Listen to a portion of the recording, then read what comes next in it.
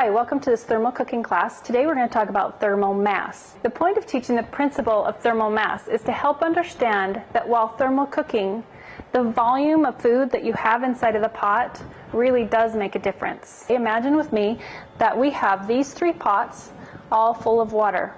This one is a 7-liter pot, this one is 5.5, and this one is a 2.5 liter pot. We're going to put each of these on a stove, brim to the top with water, turn on the stove, and let them come to a boil. Which one's going to boil first? The small one, of course. It has less water in it. This one's going to have the most thermal mass. It's going to take the longest to boil.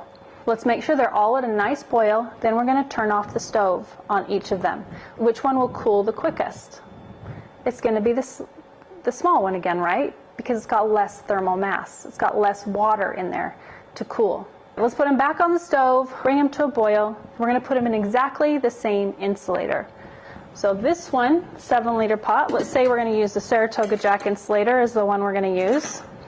You get to imagine with me the other 2. Pretend like we have one that looks just like this, and it fits over this one, and we have one that fits over this one. So now we've used exactly the same insulator for all 3 sizes of pots, or all 3 amounts of thermal mass. It's going to extend the time that the food will stay hot inside of the pots because we've added insulation. But which one's going to cool the fastest? It's always going to be the one with less thermal mass, right? Because these are exactly all the same insulators, and this one still has the least amount in it, so it's going to cool the quickest. So what do you do if you have a 7-liter pot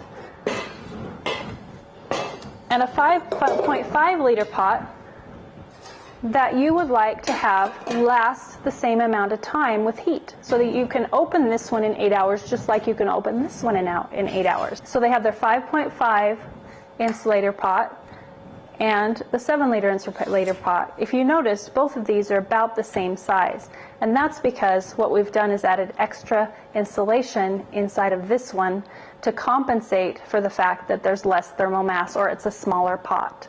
So it's got more of the foam in it than this one does. A final thought regarding thermal mass. We talked about maximizing efficiency in the basics class.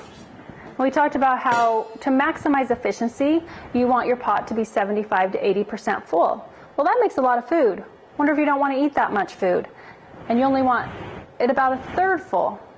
What are the options? You actually do have a couple. First of all, if you're going to eat within 2 to 3 hours, go ahead, put your boiling food inside the thermal unit, close the lid, and wait the 2 to 3 hours and go ahead and eat your food. But you're not maximizing the efficiency of the unit. Let's say you do want to maximize the efficiency of the unit because you don't want to eat until 8 hours later. Then what do? You've got your boiling food in the bottom of this pot. Go ahead and do another dish in your upper pot, or just go ahead and boil water.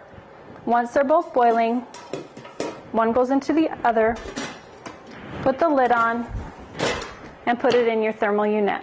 You do have one more option if you want to make less food in the thermal cooker, and that is container cooking. And you can refer to my other container cooking videos for more information. You can find more videos in this series on my YouTube channel at Let's Make Sense of Thermal Cooking Cookbook, and also on my website at thermalcooking.net.